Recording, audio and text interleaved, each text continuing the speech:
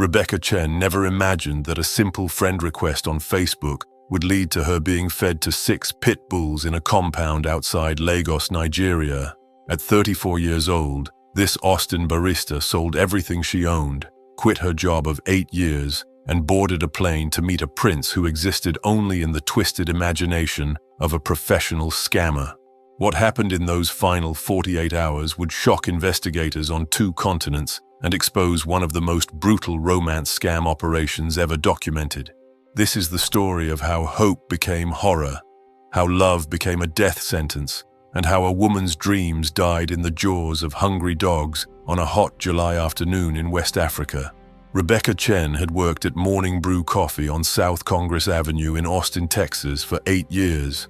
She lived alone in a modest apartment at 2847 Riverside Drive, apartment 12B, a small 1-bedroom unit that overlooked the parking lot and cost her $900 a month. Every morning at 5:15, Rebecca's alarm would sound, and she would begin the routine she had perfected over nearly a decade.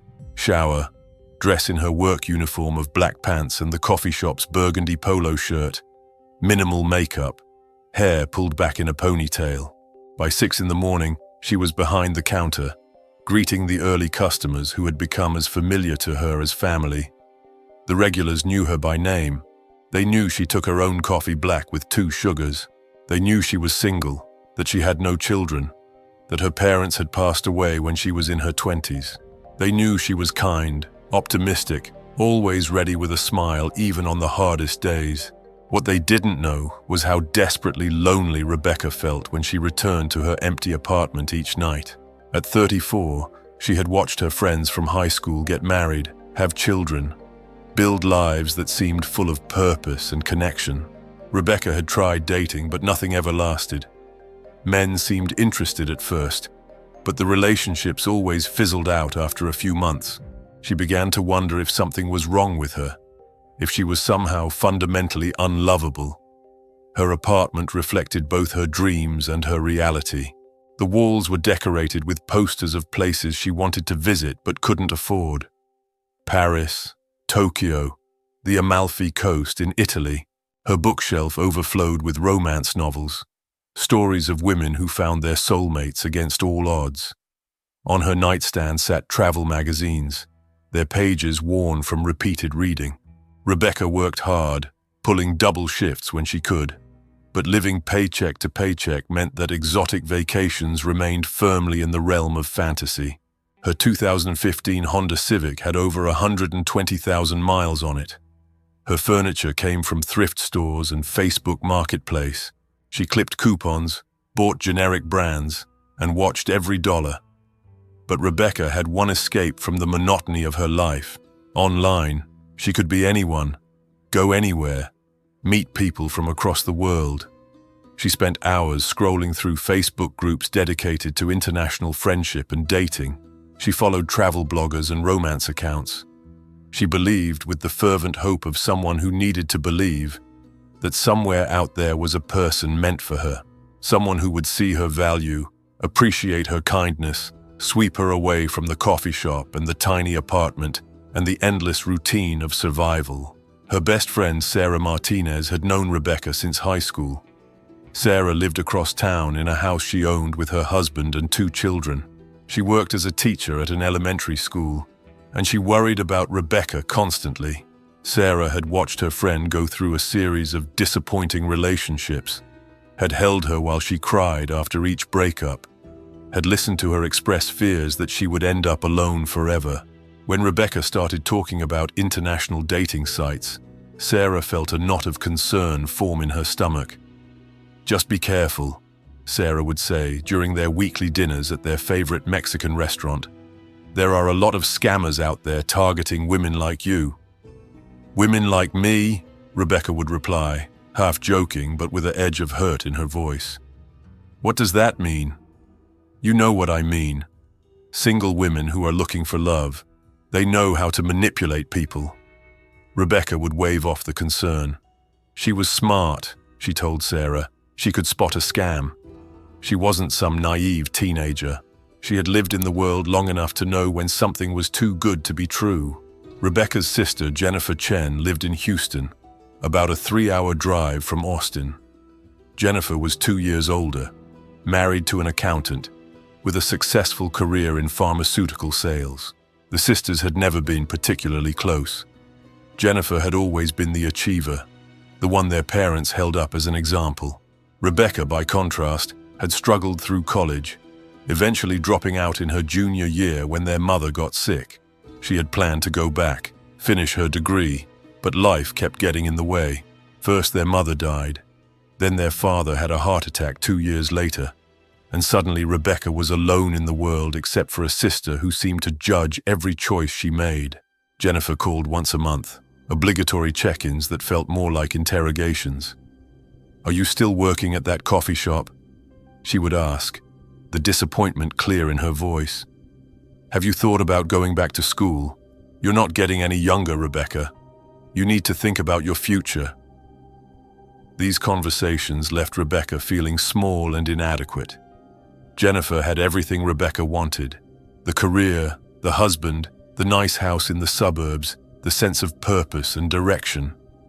When they talked, Rebecca felt the weight of her failures pressing down on her, so she started talking to Jennifer less and less, until their relationship consisted of brief text messages on birthdays and holidays. At the coffee shop, Rebecca's co-workers were like a second family.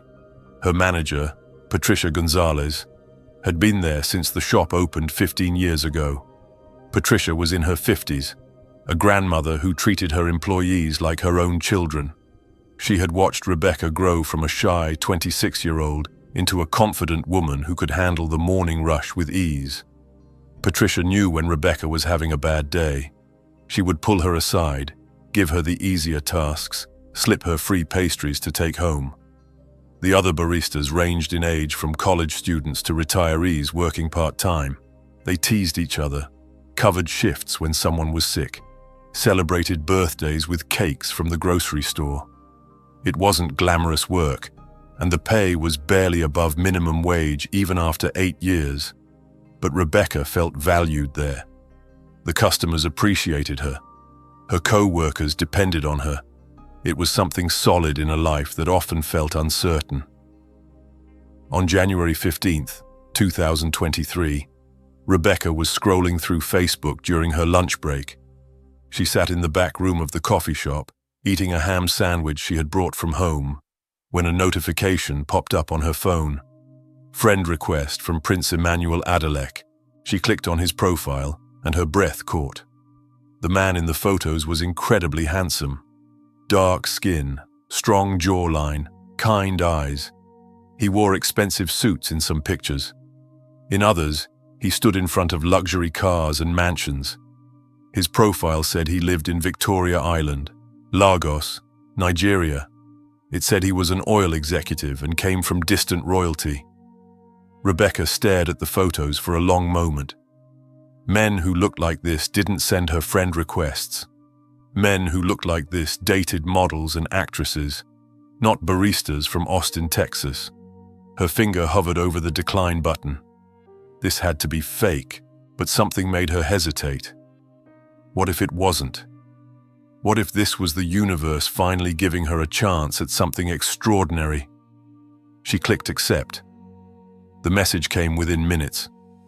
"Hello, Rebecca. I hope this message finds you well. I came across your profile and was struck by your beautiful smile and kind eyes. I hope you don't mind me reaching out. I'm Emmanuel." Rebecca read the message 3 times. The English was perfect, formal, but warm. She typed a response, deleted it, typed another one. Finally, she settled on something simple. "Hi, Emmanuel. Thank you for the kind words. I'm curious how you found my profile." His response came quickly. "I am part of several international business groups on Facebook. Your comment on a post about coffee caught my attention. You wrote about the importance of small kindnesses in daily interactions. It showed a beautiful soul. I hope I'm not being too forward." They messaged back and forth for the rest of Rebecca's lunch break. Emmanuel explained that he ran his family's oil business in Nigeria. His father had started the company decades ago, and Emmanuel had taken over after his father's death 5 years earlier.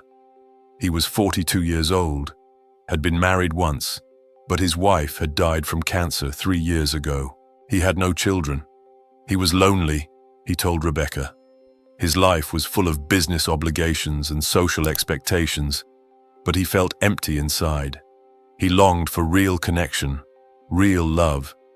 Rebecca found herself opening up to this stranger in ways she hadn't with anyone in years. She told him about her parents' deaths, about feeling stuck in Austin, about her dreams of traveling the world. Emmanuel listened, responded with empathy and understanding. He seemed genuinely interested in her life, asking follow-up questions, remembering details from earlier in their conversation. By the time Rebecca had to get back to work, she felt like she had known him for years rather than an hour. That night, lying in bed in her small apartment, Rebecca couldn't stop thinking about Emmanuel. She looked through his Facebook profile again. The photos showed a life of incredible wealth. Luxury cars, designer clothes, sprawling estates. In one photo, he stood on what looked like a yacht. In another, he was at what appeared to be an official government function, surrounded by men in suits and military uniforms. His friend list included over 3,000 people from around the world. His posts were thoughtful, often philosophical, sometimes about business and economics. Everything about his profile suggested this was a real person, living a real, if extraordinarily privileged, life. Over the next days, Rebecca and Emmanuel talked constantly. He would message her good morning before she went to work. They would chat during her breaks. At night, they would have long conversations that stretched past midnight. Emmanuel was cultured and educated. He quoted poetry. He discussed international affairs. He asked about Rebecca's favorite books and movies, then watched or read them so they could discuss them together. He made her feel intelligent, interesting, valued in ways she had never experienced. In early February, Emmanuel suggested they move to video calls. Rebecca agreed nervously. She worried about how she would look on camera, about her tiny apartment in the background, about the difference between their lives. But when the call connected, all her fears melted away. The video quality was poor, pixelated and laggy, but she could see Emmanuel's face. He looked even more handsome in motion. He smiled warmly at her, told her she was beautiful, more beautiful than her photos. "I'm sorry about the connection," Emmanuel said, his voice cutting in and out. "Internet in Lagos can be unreliable, especially in the evenings when everyone is online, but I wanted to see your face when we talked. Messages don't do you justice." They talked for 2 hours that first video call. Emmanuel gave her a tour of his house, or at least what she could see through the grainy video. Marble floors, expensive furniture, original artwork on the walls. He showed her the view from his balcony, the city lights of Lagos stretching out in all directions.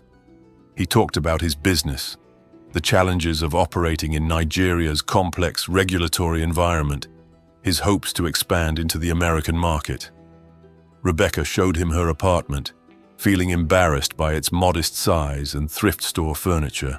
But Emmanuel told her it was cozy, charming, that she had made it feel like home. He asked about the posters on her walls, the places she wanted to visit. He promised that one day he would take her to all of them. Sarah Martinez noticed the change in her friend immediately.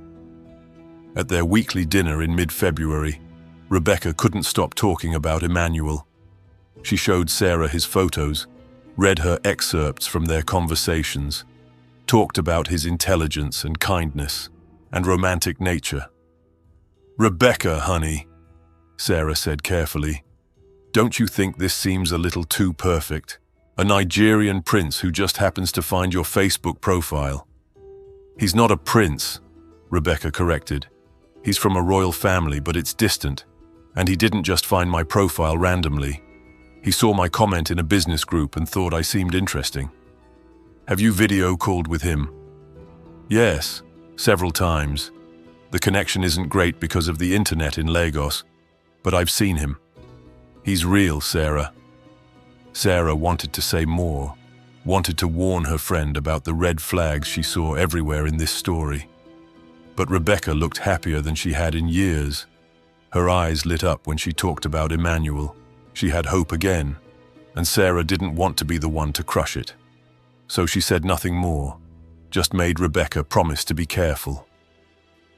By March, Rebecca and Emmanuel were talking every single day. The relationship had deepened from friendly conversation to something more romantic. Emmanuel would tell Rebecca she was the most beautiful woman he had ever known. He would talk about their future together, about bringing her to Nigeria to meet his family, about eventually moving to America so she could be near her sister. He discussed marriage, children, growing old together. He painted a picture of a life so far beyond anything Rebecca had thought possible that it felt like a dream. It was during one of these late-night conversations that Emmanuel made his first request for money. His voice was pained, embarrassed. He explained that there was a problem with a business deal. A shipment of oil had been delayed, and he needed to pay port fees immediately or risk losing the entire contract. His accountant was out of the country, and there were issues accessing his accounts due to Nigerian banking regulations.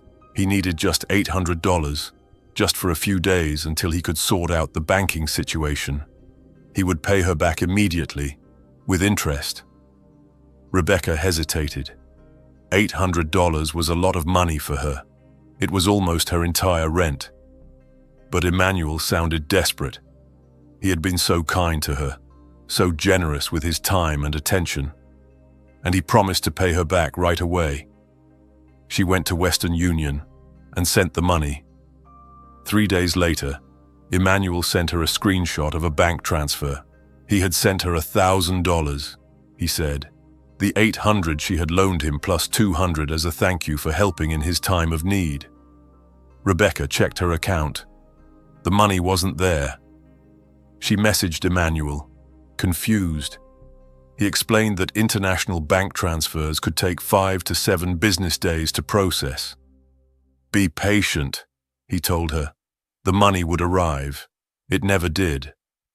But when Rebecca mentioned it a week later, Emmanuel seemed shocked. He showed her more screenshots, talked about calling the bank, blamed corruption in the Nigerian financial system. He was so convincing, so clearly frustrated by the situation, that Rebecca believed him. And besides, what was $800 compared to the life he was offering her? Over the next weeks, there were more emergencies. Business deals that fell through at the last minute.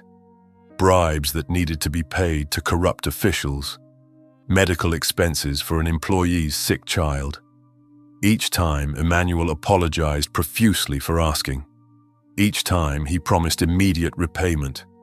Each time, Rebecca sent the money. First $1,200, then $2,500. She took out payday loans at extortionate interest rates. She maxed out her credit card. She stopped saving for her future and started working every extra shift she could pick up. Sarah noticed that Rebecca looked exhausted. Dark circles under her eyes, weight loss from skipping meals to save money. When she asked what was wrong, Rebecca brushed off the concern.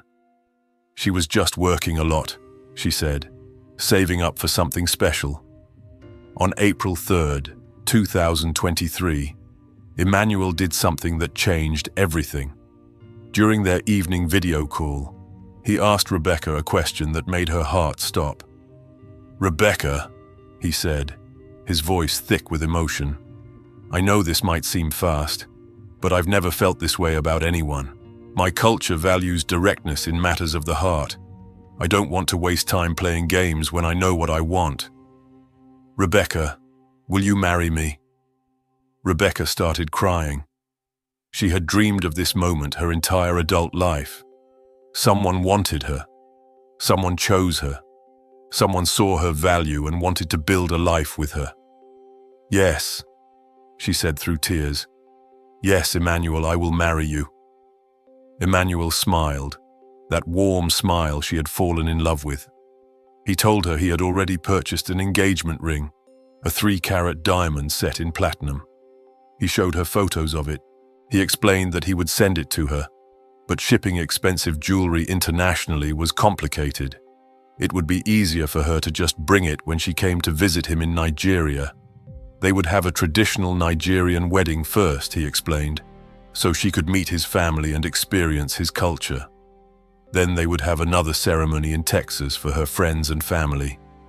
After that, they would divide their time between Lagos and Austin until his business expansion into America was complete, at which point they would settle in Texas permanently. Rebecca started researching Nigeria obsessively. She learned about Yoruba culture and traditions. She watched videos about Lagos, studied maps of the city, joined Facebook groups for expats living in Nigeria. She read about Nigerian wedding ceremonies, about the colorful fabrics and the traditional dances. She felt like she was preparing for the greatest adventure of her life. At work, Patricia Gonzalez noticed that Rebecca seemed distracted. She would stare off into space during slow periods, a dreamy smile on her face. When Patricia asked what was going on, Rebecca told her everything, about Emmanuel, about the engagement, about the life she was building. Patricia felt alarm bells going off in her head. She had read articles about romance scams. She had seen news stories about women being scammed out of their life savings by men pretending to be wealthy foreigners. But when she tried to gently express her concerns, Rebecca shut down. Patricia could see the walls go up, could see Rebecca retreating into defensive anger. So Patricia backed off, not wanting to alienate her employee and lose the chance to keep watch over her. In May, Emmanuel told Rebecca he needed her to come to Nigeria. His business was expanding into the American market, he explained. But Nigerian law required that he have a spouse's signature on certain documents for international business dealings. It was an antiquated law, but it was still on the books. Once she arrived in Nigeria, they could get married quickly, sign the necessary documents, and then return to America as a wealthy couple ready to start their new life together. Rebecca felt a moment of hesitation. Going to Nigeria was a big step, but Emmanuel had been nothing but kind and loving to her. They had been talking every single day for months. She had seen his home, met some of his friends via video call, seen countless photos of his life. This was real. This was happening. This was her chance to escape the coffee shop and the tiny apartment and the loneliness that had defined her life for so long. She made a decision that would seal her fate. She would sell everything she owned, quit her job, and use the money to fly to Nigeria. Once she and Emmanuel were married, she wouldn't need any of it anyway. She would be living in his mansion, helping him run his business, building a new life that bore no resemblance to her old one.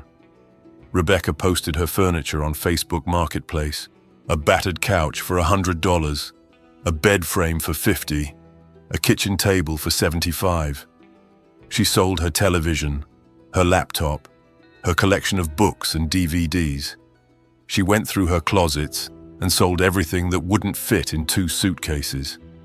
Each sale brought her closer to her goal, closer to the life she had been promised. The biggest asset she had was her car. The 2015 Honda Civic had been her parents' car before they died, one of the few things of value they had left her. It had over 120,000 miles on it, a cracked windshield, and a persistent rattle in the engine, but it ran reliably. She posted it for sale for $8,500. A college student bought it within a week, paying in cash. Rebecca liquidated her savings account, which held $4,200.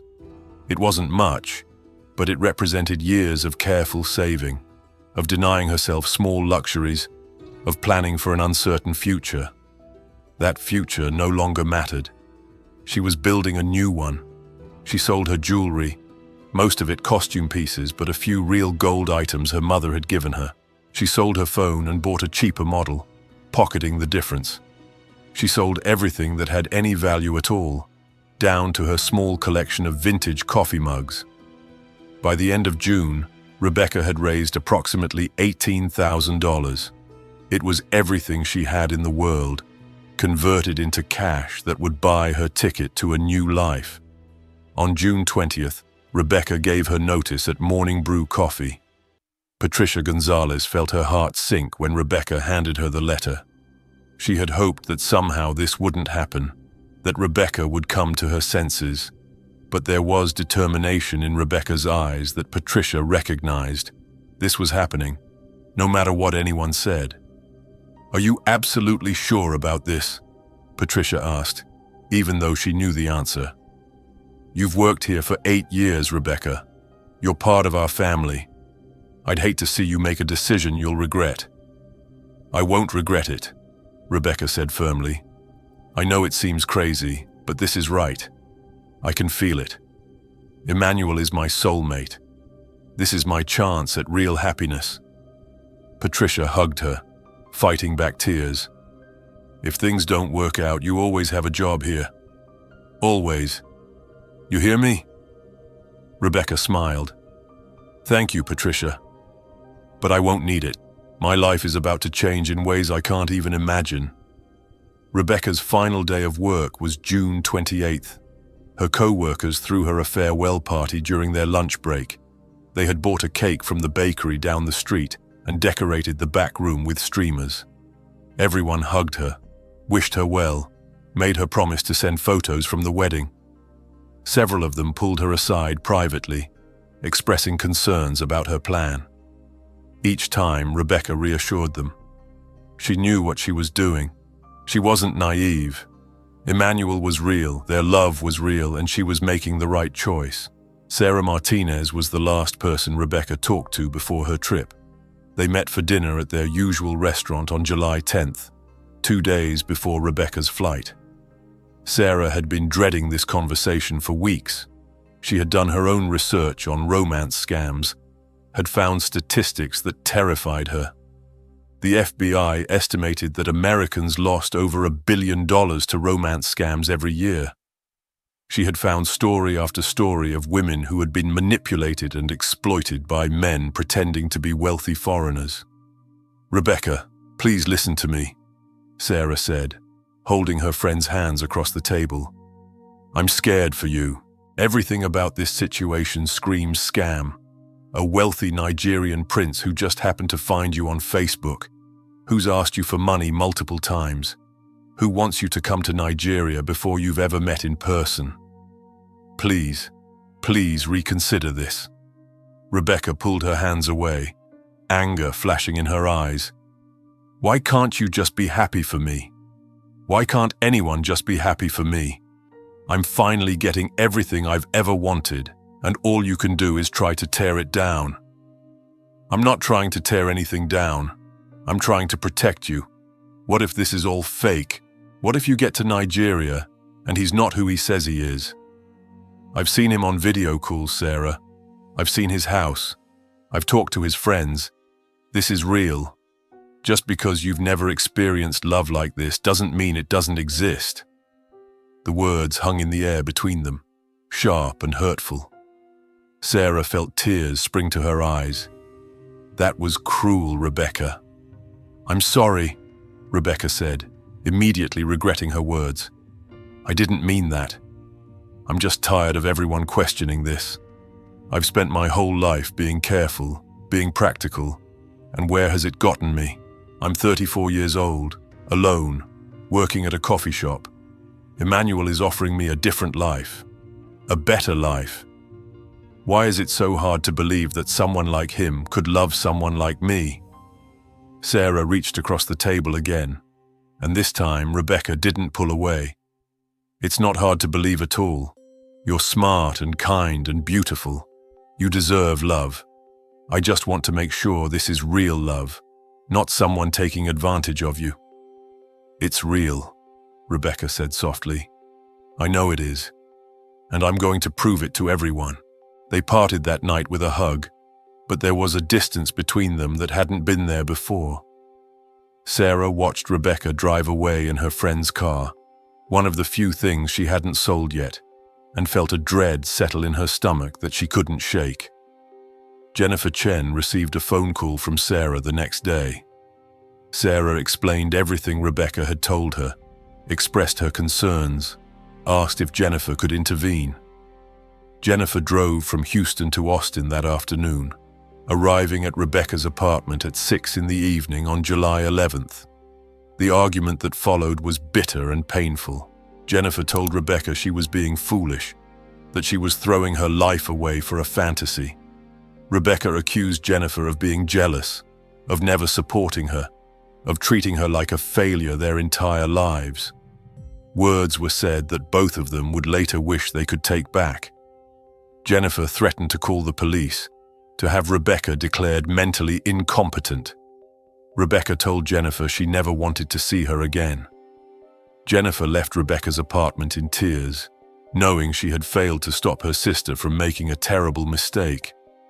She sat in her car in the parking lot and called the Austin Police Department. She explained the situation to an officer who listened sympathetically, but explained that no crime had been committed. Rebecca was an adult making her own choices. Unless there was evidence of immediate danger, the police couldn't intervene.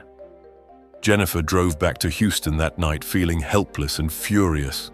She called Sarah Martinez and they talked for 2 hours, both of them trying to figure out what they could do to stop this. But they couldn't come up with anything. Rebecca was determined and she was an adult. They couldn't force her to stay in Texas. All they could do was wait and hope that somehow, against all odds, this would work out. On the morning of July 12th, 2023, Rebecca Chen woke up at 4 in the morning. She had barely slept, too excited and nervous about the journey ahead. She showered, dressed in comfortable clothes for the long flight, and did a final check of her apartment. It was empty now except for the items that belonged to her landlord. Her 2 suitcases sat by the door, packed with clothes suitable for Nigeria's climate, toiletries, and a few personal items she couldn't bear to sell. In her purse was her passport, her ticket confirmation, and all the money she had raised from selling everything she owned. $18,000 in a mix of cash and cashier's checks, her entire life reduced to numbers on paper. She called an Uber to take her to the airport. As she locked her apartment door for the last time, she didn't look back. She was leaving behind poverty and loneliness and failure. She was walking toward love and wealth and purpose. Or so she believed. At Austin Bergstrom International Airport, Rebecca went through security and made her way to her gate. Her flight was British Airways, departing at 10:30 in the morning with a connection in London before the final leg to Lagos.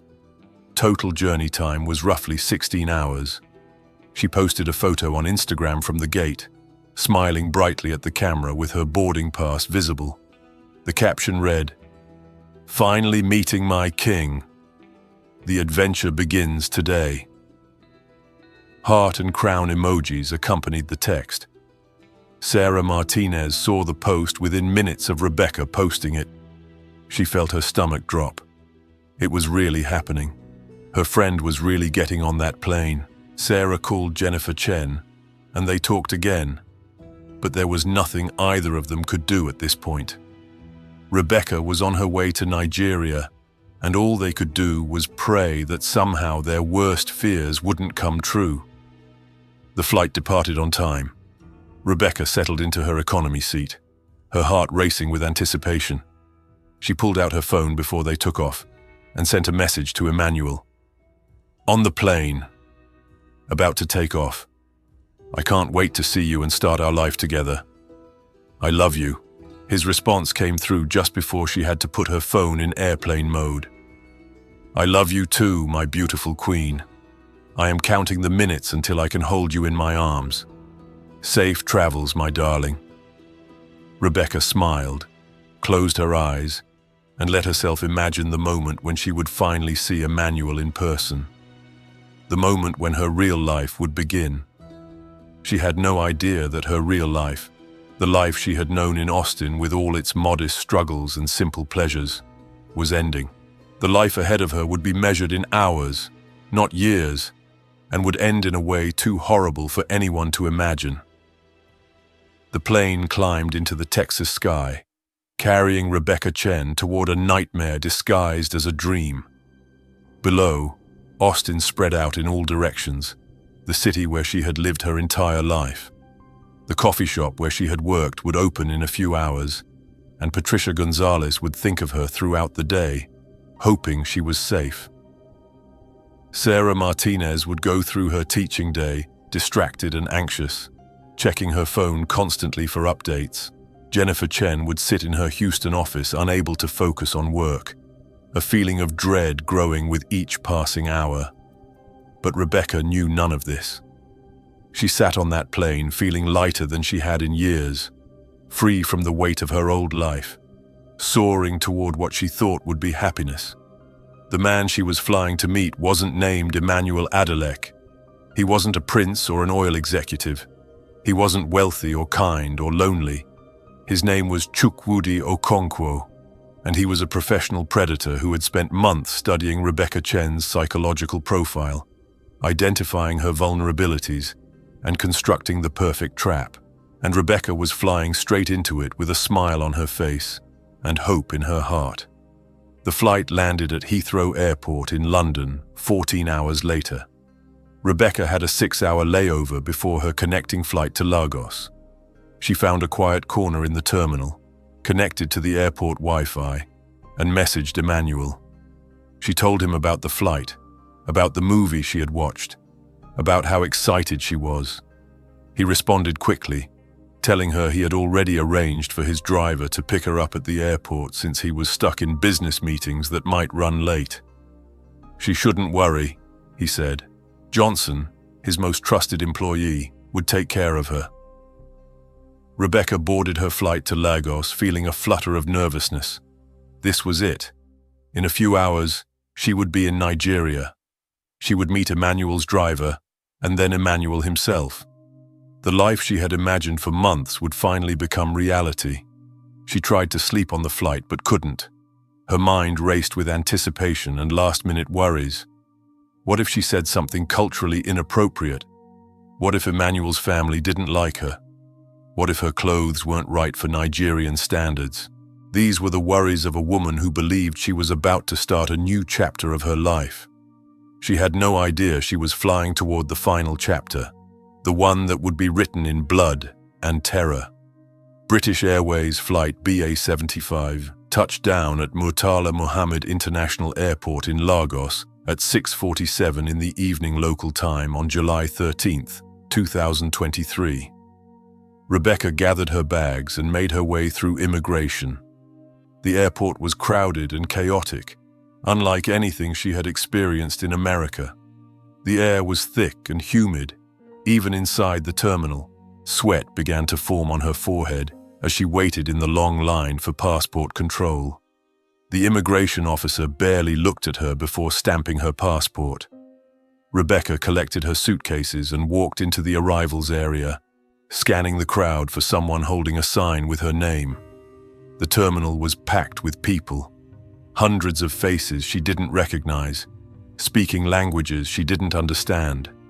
Taxi drivers crowded around her immediately, all talking at once, grabbing at her suitcases. "Taxi, madam. Where you go? Good price. Very good price." Rebecca pushed through them, searching desperately for Johnson, Emmanuel's driver. Her phone had service, and she pulled it out to message Emmanuel. "I'm here. Where is Johnson? I don't see him." Minutes passed with no response. The crowd of taxi drivers grew more aggressive. One man grabbed her suitcase and started walking away with it. Rebecca ran after him, her heart pounding. "That's my bag. Give it back."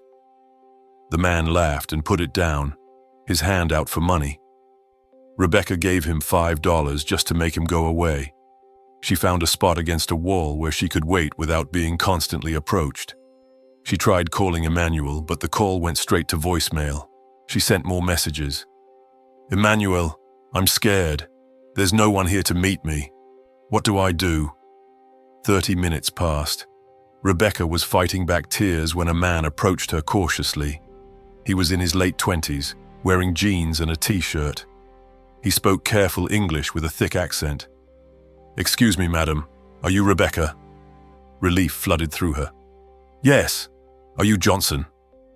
The man looked confused for just a moment before nodding. Yes. Johnson. Sorry I'm late. Very bad traffic in Lagos. Mr. Emmanuel sent me to collect you. Welcome to Nigeria." Something felt off, but Rebecca was too relieved to analyze it. She followed Johnson out of the terminal into the thick Lagos evening. The heat hit her like a wall. It was nothing like Texas heat, which was dry and manageable. This was humidity that wrapped around her like a wet blanket, making it hard to breathe. Johnson led her to a parking lot and stopped at a white Toyota Corolla. It was dirty and dented, the interior worn and stained. This wasn't the luxury car Rebecca had expected, but she told herself that Emmanuel probably used this for everyday errands, saving the nice cars for special occasions. During the drive from the airport, Rebecca tried to make conversation. "How long have you worked for Emmanuel?" Johnson kept his eyes on the road. "Some time now. He is good boss." "What's his house like? Is it far from here?" "Not too far. You will see soon." The vague answers made Rebecca nervous, but she attributed it to the language barrier. Johnson's English was limited, and he seemed uncomfortable with small talk. She looked out the window as they drove through Lagos. The city was enormous, sprawling in all directions with no clear organization. Buildings ranged from modern glass towers to ramshackle structures that looked like they might collapse at any moment. Traffic was unlike anything Rebecca had ever experienced. Cars and motorcycles weaved between lanes with no apparent rules, horns blaring constantly. Street vendors walked between the cars, selling everything from water bottles to phone chargers. They drove for over an hour.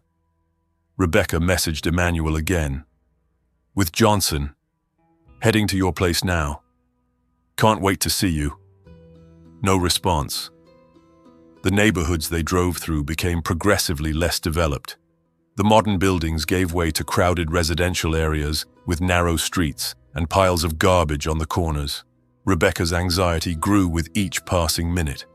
This didn't look anything like Victoria Island, where Emmanuel claimed to live. Victoria Island was Lagos's wealthy neighborhood, full of mansions and luxury apartments. This looked like somewhere else entirely. "Is this Victoria Island?" she asked Johnson. "No, madam. Different place. Mr. Emmanuel has property in many places." The explanation made sense, but Rebecca couldn't shake the feeling that something was wrong. They turned onto a road that was barely paved, full of potholes that made the car bounce violently.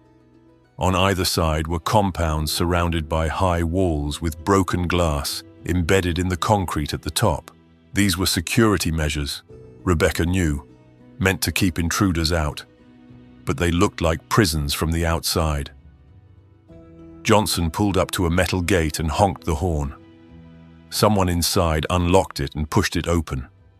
The car drove into a compound and stopped.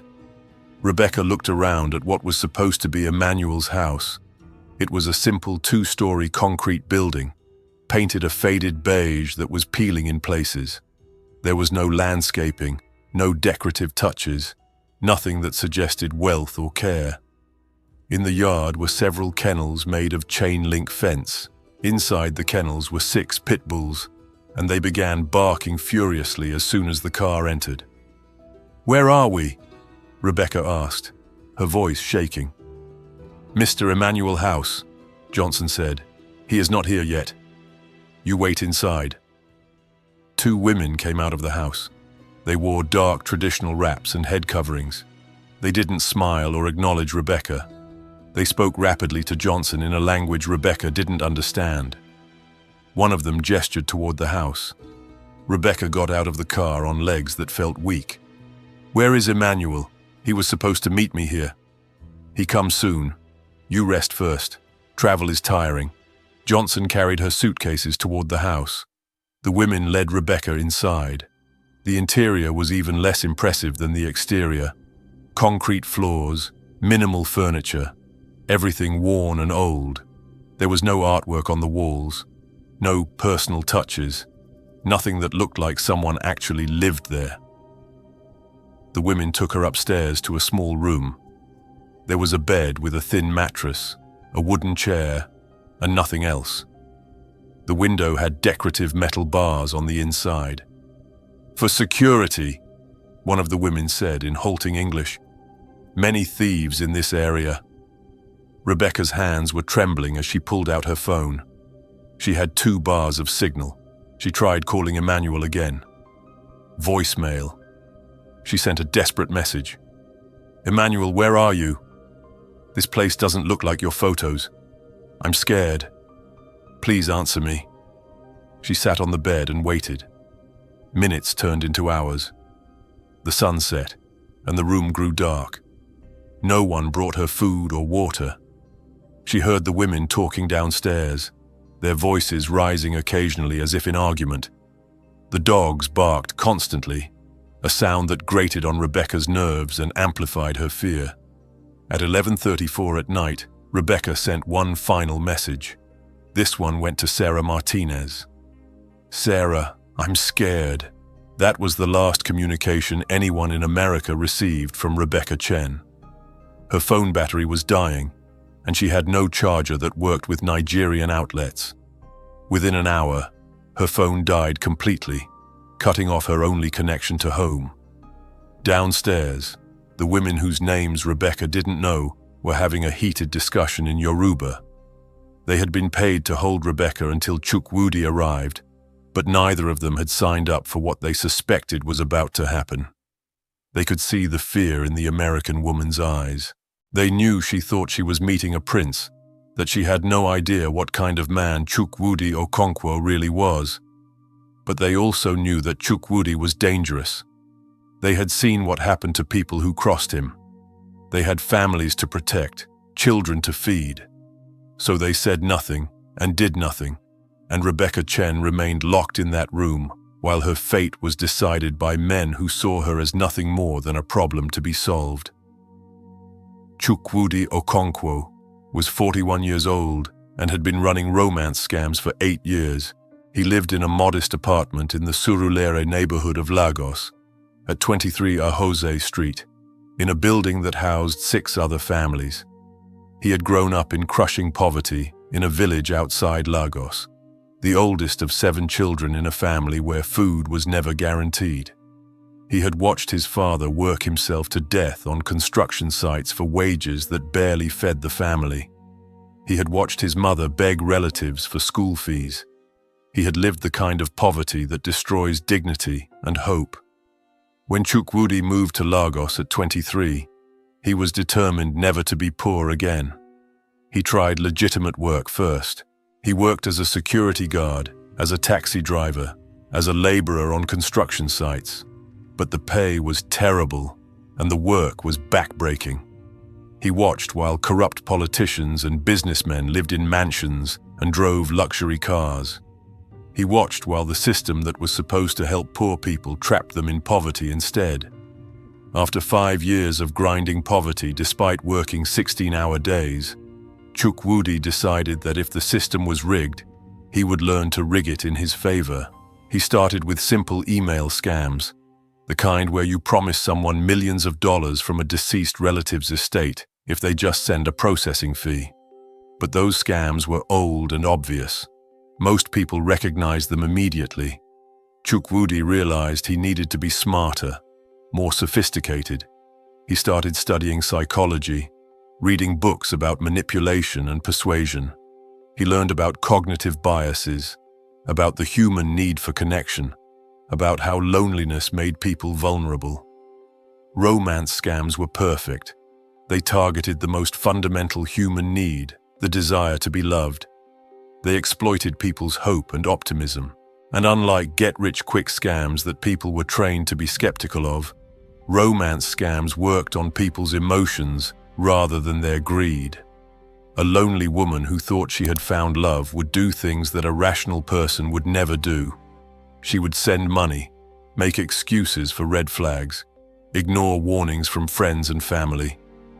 Love, or the promise of it, made people blind.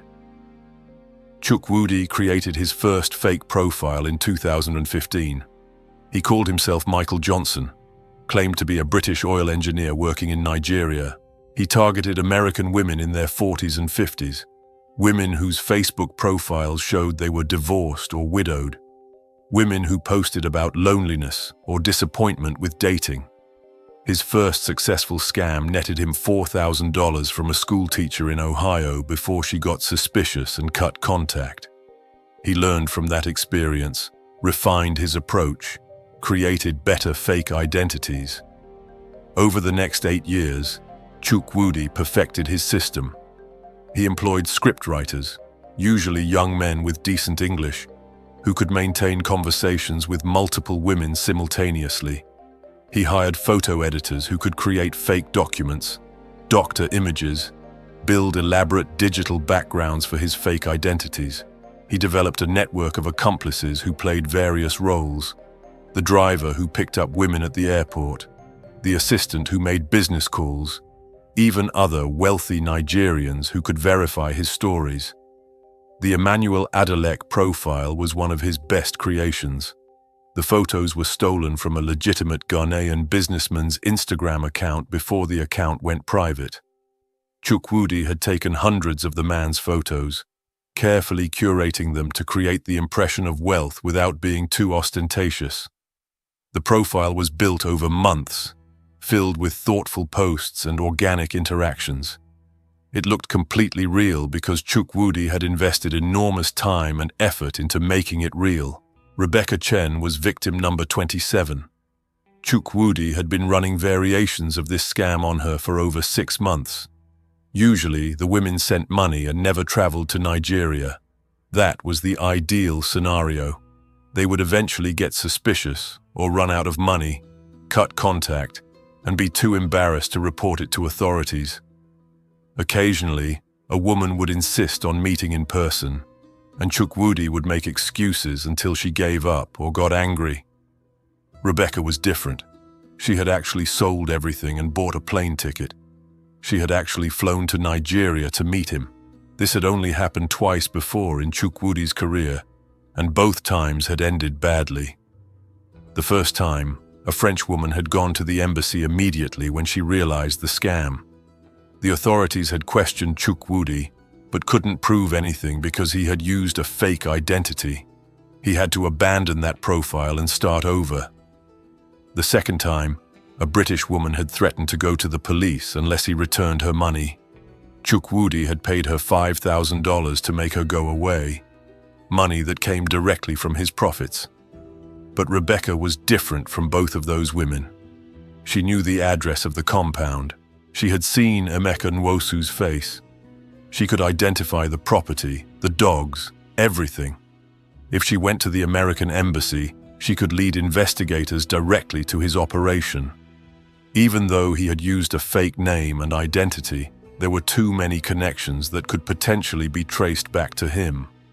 On the evening of July 13th, Chukwudi sat in his apartment with his 2 closest associates, discussing what to do about the American woman. Emeka Nwosu, the 28-year-old who had picked Rebecca up from the airport, was nervous. His real name was Emeka, though he had introduced himself as Johnson.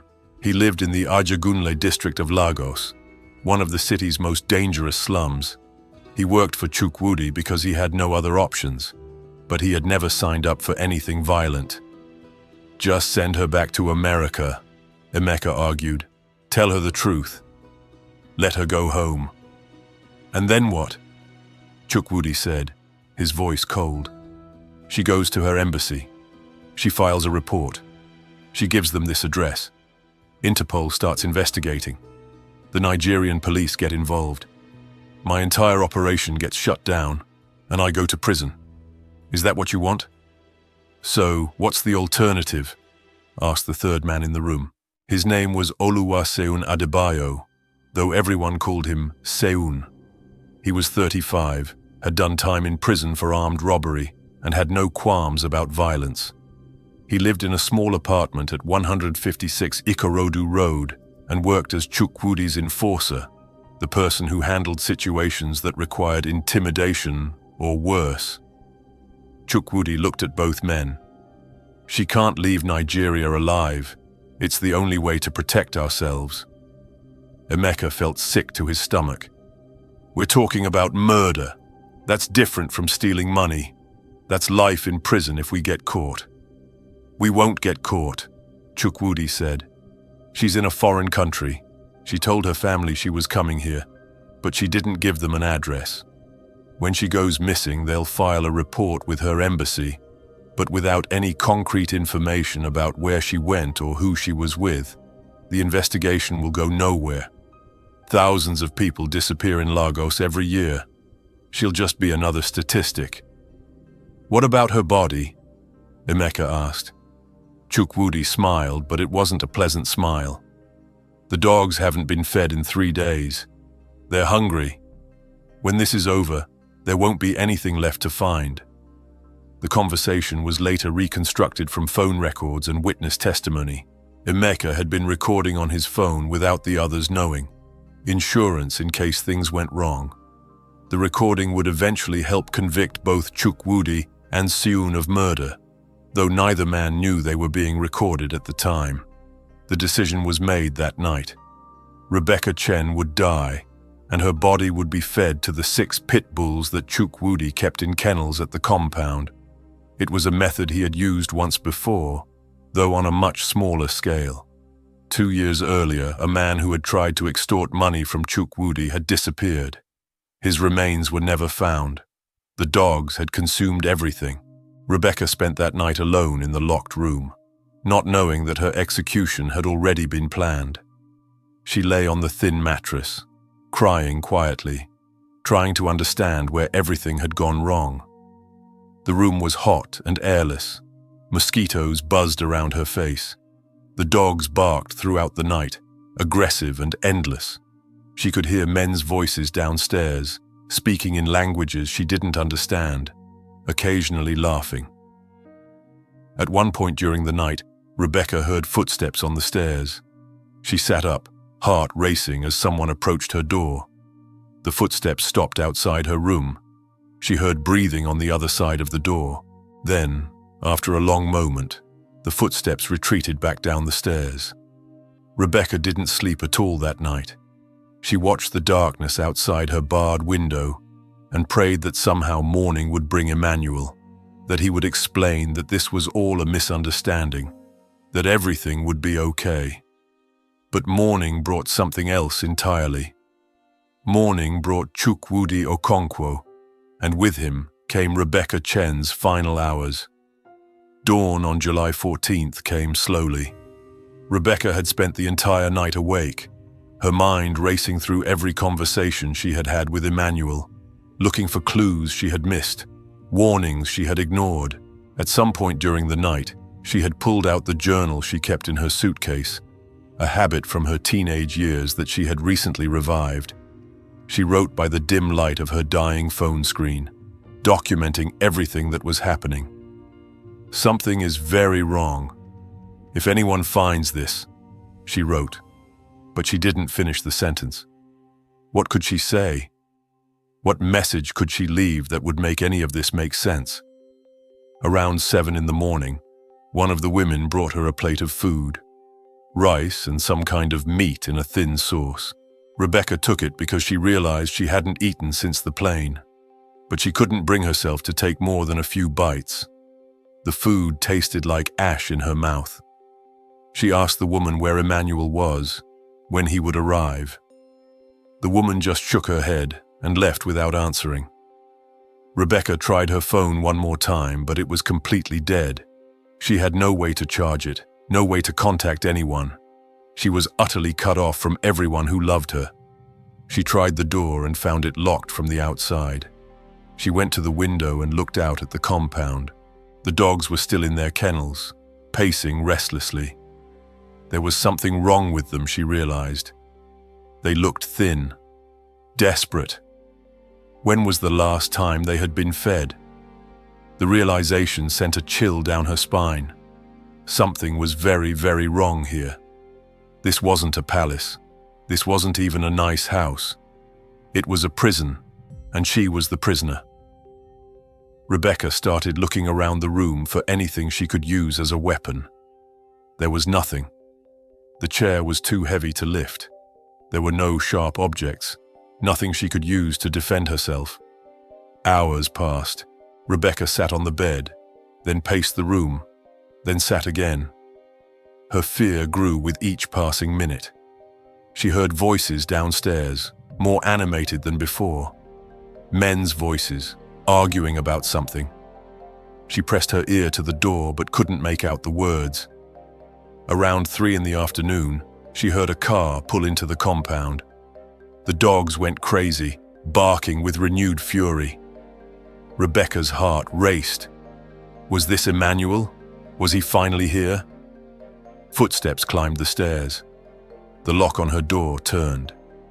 Rebecca stood, smoothing down her clothes, trying to make herself presentable despite having slept in them. The door opened. A man stood there, and for one confused moment, Rebecca thought maybe this was Emmanuel. He was the right age, roughly the right build, but his face was different from the photos. This man's face was harder, his eyes cold and calculating where Emmanuel's had been warm. "Hello, Rebecca," the man said. His English was good, with just a slight accent. "I am Emmanuel." Rebecca stared at him. "No," she said. "No, you're not. The photos—" The man laughed. It was a cruel sound that made Rebecca's blood run cold. "The photos were fake. All of it was fake. The videos, the house, everything. My name is not Emmanuel Adelek, but you knew me as Emmanuel, so let's keep it simple." Rebecca felt the room spin. "I don't understand. We talked every day for months. You sent me photos. We video called. Poor video quality, wasn't it?" The man walked into the room, and 2 other men followed him. One was Emeka, the driver from the airport. The other was a larger man Rebecca hadn't seen before. Voice-changing software for the calls, good photo editing for the pictures. It's not that complicated when you know what you're doing. "But why? Why would you do this?" "Money," the man said simply. "You sent me almost $20,000 over the last few months. That's good money in Nigeria. That's 6 years of wages for most people here." Rebecca felt tears start to stream down her face. "I sold everything. I gave up my job, my apartment, my life, everything I had in the world. I know. That's what made you such a good target. You were desperate enough to believe the fantasy." "Please," Rebecca said, and she hated how her voice broke. "Please just let me go. I'll forget all of this. I won't tell anyone. I just want to go home." The man exchanged glances with his companions. "That's the problem, Rebecca. You can't go home. You know too much now. You've seen this place. You've seen our faces. If we let you go, you'll go straight to your embassy. You'll tell them everything. They'll start an investigation. They might even catch us. We can't take that risk." The words took a moment to sink in. When they did, Rebecca felt her legs give out. She sat down hard on the bed. "What are you saying?" "I'm saying this is where your story ends." "No," Rebecca whispered. "No, please. I have a sister. I have friends who love me. People will look for me. They'll look, but they won't find you. Do you know how many people disappear in Lagos every year? Hundreds. Thousands. The police barely investigate when Nigerians go missing. They definitely don't waste resources on foreigners who came here voluntarily and didn't tell anyone exactly where they were going." Rebecca started sobbing. All the fear she had been holding back for the last 24 hours came pouring out. She begged, she pleaded, She offered them anything they wanted. She would get them more money somehow. She would do anything, say anything, be anything. Just please, please let her live. The man watched her cry with no expression on his face. This was business to him. Rebecca Chen was a problem that needed to be solved. The fact that she was a human being with dreams and people who loved her meant nothing. She had served her purpose by sending him money. Now, she was a liability. Please, Rebecca tried one more time. Please, I'm a person. I matter to people. My sister Jennifer loves me. My best friend Sarah loves me. Please don't do this. Your sister who you barely talk to. Your friend who tried to warn you this was a scam. They'll grieve for you, and then they'll move on. That's what people do. The man turned to his companions. He said something in another language. The larger man, Seun, nodded. Emeka looked sick, but he nodded too. The man who called himself Emmanuel turned back to Rebecca. It will be quick, he said. I'm not cruel, but it has to happen. Rebecca stood up from the bed. Some part of her realized that these were her last moments alive. Some part of her couldn't accept that this was real, that she was really about to die in this hot little room in Nigeria. She thought about her parents, dead for years. She thought about Sarah, probably at home in Austin right now, wondering why Rebecca hadn't called. She thought about Jennifer, who had tried to stop her. She thought about all the customers at Morning Brew Coffee who would wonder what happened to the friendly barista who always remembered their orders. I don't want to die, Rebecca said. It wasn't a plea anymore. It was just a statement of fact. She didn't want to die. She was 34 years old. She had so much life left to live. She had never traveled to Europe. She had never gotten married. She had never had children. She had never done so many things she had dreamed of doing. And now none of it would happen because she had been foolish enough to believe that a prince on Facebook could love her. The man didn't respond. He walked out of the room and left Rebecca with Seun and Emeka. Seun moved toward her. Rebecca backed up until she hit the wall. There was nowhere to go. What happened next lasted approximately 15 minutes, though it felt like an eternity to everyone involved. When it was over, Rebecca Chen was dead. Seun and Emeka carried her body downstairs and outside to where the dogs were kept. Chukwudi hadn't been lying when he said the dogs hadn't eaten in 3 days. He had intentionally starved them for exactly this purpose. The dogs were released from their kennels one at a time into a larger enclosed area. Rebecca's body was placed in the center of that area. What followed was savage and efficient. The dogs were frenzied with hunger. They fought over the body, tearing into it with desperate violence. Chukwudi, Seun, and Emeka watched to make sure the job was done thoroughly. It took less than 2 hours for 6 starving pit bulls to consume most of the flesh and organs. What remained, primarily bones and some tissue the dogs couldn't or wouldn't eat, was buried in a shallow grave in the far corner of the compound. Emeka threw up twice during the process. He had known this was coming, had been part of planning it, but actually witnessing it was different. This was a person. This had been a woman with hopes and dreams, and they had fed her to dogs like garbage. Chukwudi showed no emotion throughout. He had done terrible things before, though never anything quite this brutal, but he had long ago stopped feeling empathy for his victims. They were marks, nothing more. Rebecca had been stupid enough to believe his lies, greedy enough to want the fantasy life he had offered. Her death was simply the logical conclusion to a transaction that had started months ago when she accepted his friend request. Rebecca's personal belongings, her suitcases, her purse, her passport, were stored in a back room of the compound. Chukwudi planned to burn them later, but for now, they were simply pushed into a corner and forgotten.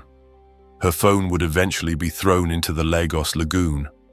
Her passport would be destroyed, every trace of Rebecca Chen's presence in Nigeria would be erased. By 6:30 that evening on July 14, 2023, Rebecca Chen was dead. The American barista who had dreamed of love and adventure and a life bigger than the one she had in Austin was gone. Fed to dogs in a compound in Ikorodu, her remains buried in soil that would soon be covered with weeds, her memory already fading from the minds of the men who had killed her. But Chukwudi Okonkwo had made a mistake. Several mistakes, actually. The first was Emeka Nwosu. Emeka was young and had a conscience. What he had witnessed would haunt him. The second mistake was assuming that no one would look for Rebecca with enough determination to cause problems. And the third mistake was believing that he had covered his tracks well enough that the truth would never come out. He was wrong on all three counts. In Austin, Texas, Sarah Martinez was growing increasingly worried. It had been 2 days since Rebecca's last text message. "Sarah, I'm scared." That was it. Nothing since then. Sarah had tried calling, but the calls went straight to voicemail. She had sent dozens of text messages with no response. At first, Sarah told herself that maybe Rebecca's phone had died. Maybe she was busy with Emmanuel and his family.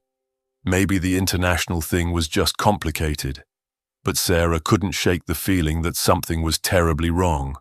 That final text message kept replaying in her mind. "Sarah, I'm scared."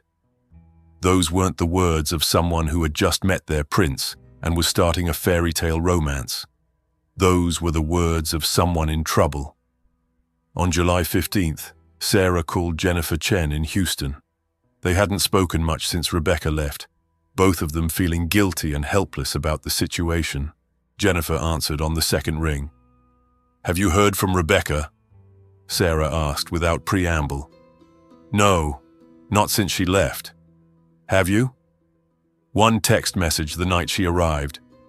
Since then, nothing." Her phone goes straight to voicemail.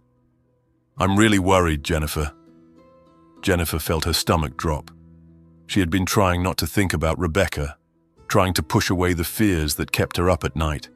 But hearing the worry in Sarah's voice made all those fears come rushing back. "What should we do?" "I think we need to file a missing person report. She's only been gone 2 days, and she's in another country. I don't even know if the Austin police can do anything." "We have to try," Sarah said. "I have a bad feeling about this, Jennifer. A really bad feeling." That afternoon, Jennifer drove from Houston to Austin. She met Sarah at her house, and together they went to the Austin Police Department. They filed a missing person report for Rebecca Chen, providing all the information they had. Rebecca's last known location was Lagos, Nigeria. She had been traveling to meet a man named Emmanuel Adelek. They provided screenshots of his Facebook profile, copies of messages Rebecca had shown them, everything they could think of that might help. The officer who took the report was sympathetic but realistic. "When someone is in a foreign country, our jurisdiction is extremely limited. We'll enter her information into the national database, but the actual investigation will need to be handled by federal authorities and potentially Nigerian police." "So what do we do?" Jennifer asked, fighting back tears. "Contact the State Department. They handle cases of Americans missing abroad. Contact the FBI and pray that she's okay." Over the next week, Jennifer and Sarah did exactly that. Jennifer called the State Department repeatedly, working her way through bureaucracy and red tape. Sarah organized search efforts on social media, creating a Facebook page called Find Rebecca Chen that quickly gained hundreds of followers.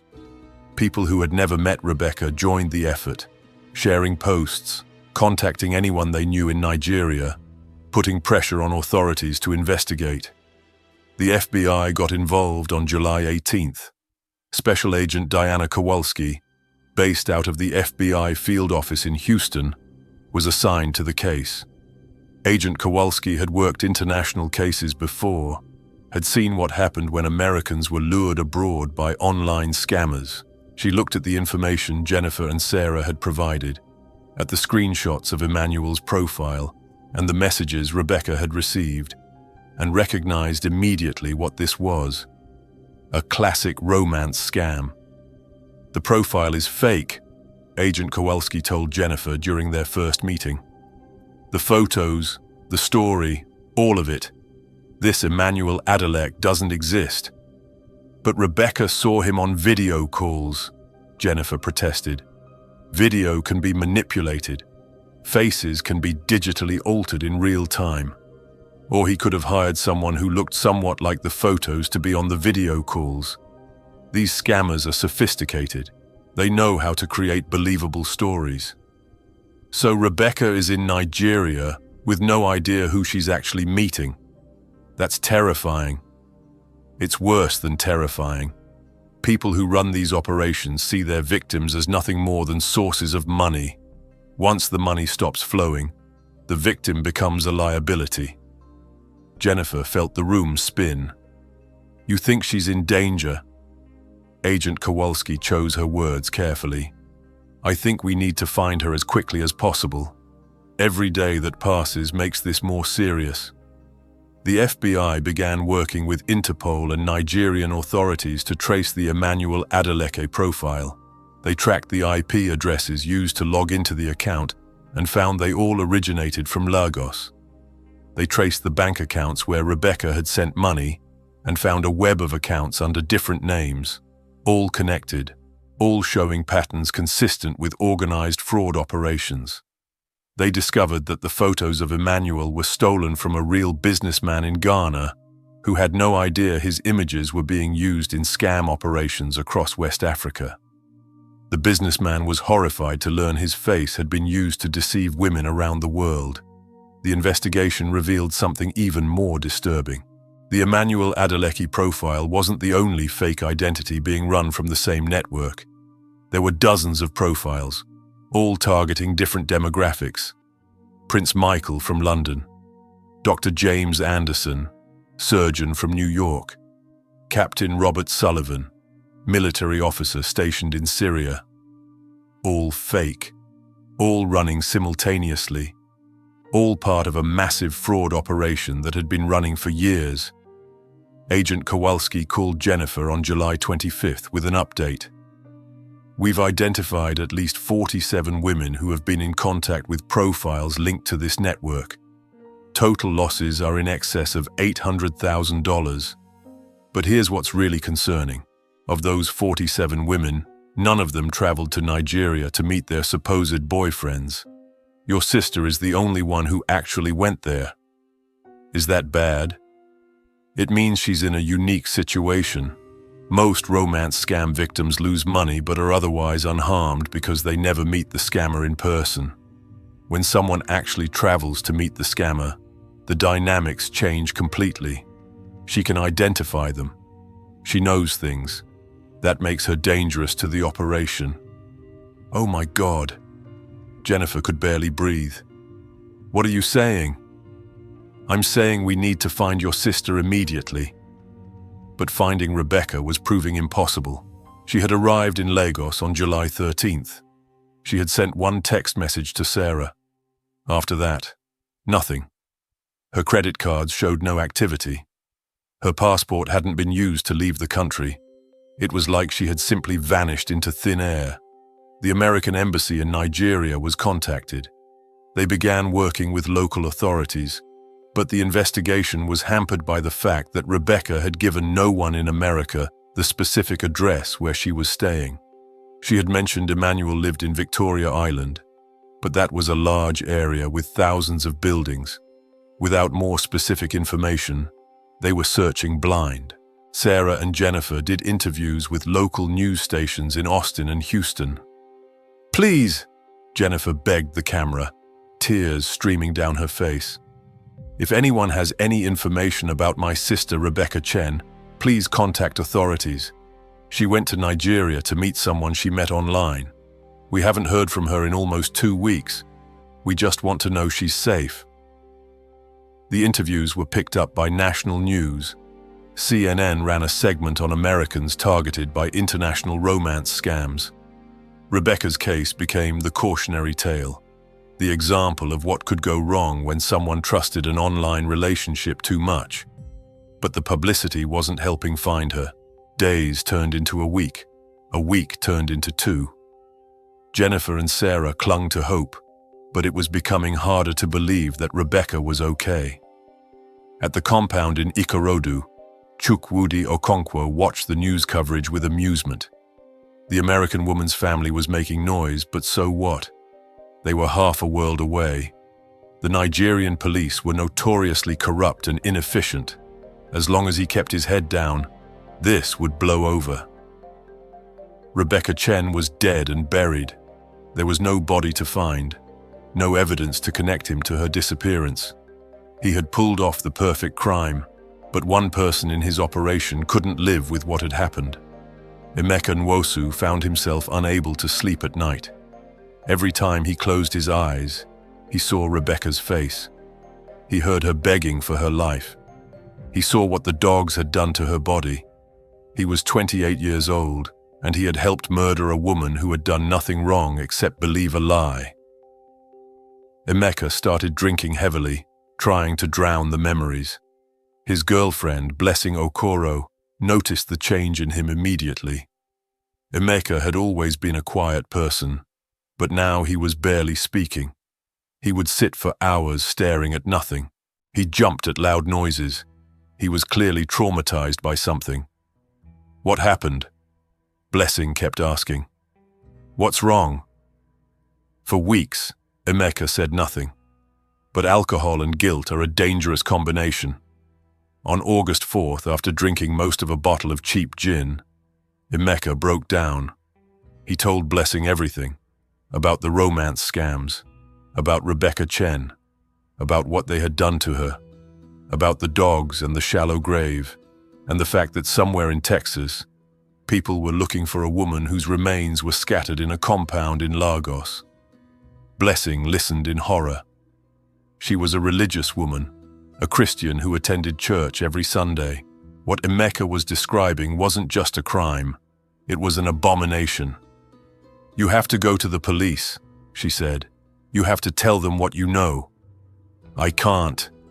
Chukwudi will kill me if I talk. And God will judge you if you don't.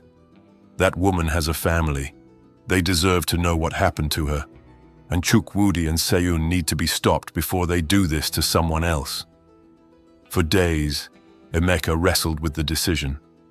Going to the police meant admitting his own involvement in the murder. It meant risking retaliation from Chukwudi. It meant possibly going to prison himself. But keeping quiet meant living with the guilt forever, knowing that he had helped kill an innocent woman and gotten away with it. On August 12, 23, Emeka Nwosu walked into the Ikorodu police station. He asked to speak to an inspector. He was brought to Inspector Adekunle Fashola, a veteran officer who had seen everything in his 30 years on the force. Emeka sat down across from the inspector and said the words that would finally bring justice for Rebecca Chen. "I want to confess to a murder." Inspector Fashola leaned forward. "Tell me everything." And Emeka did. He told them about Chukwudi Okonkwo and the romance scam operation. He told them about Rebecca Chen, the American woman who had flown to Nigeria believing she was meeting a prince. He told them about the compound at 47 Ogolonto Road in Ikorodu. He told them about the murder, about the dogs, about where the remains were buried. He drew them a map. He gave them Chukwudi's real name and address. He gave them Seun's name and address. He laid out the entire operation in meticulous detail. Inspector Fashola knew immediately that this was a major case. An American citizen murdered in Nigeria would bring international attention. He contacted his superiors, who contacted federal authorities.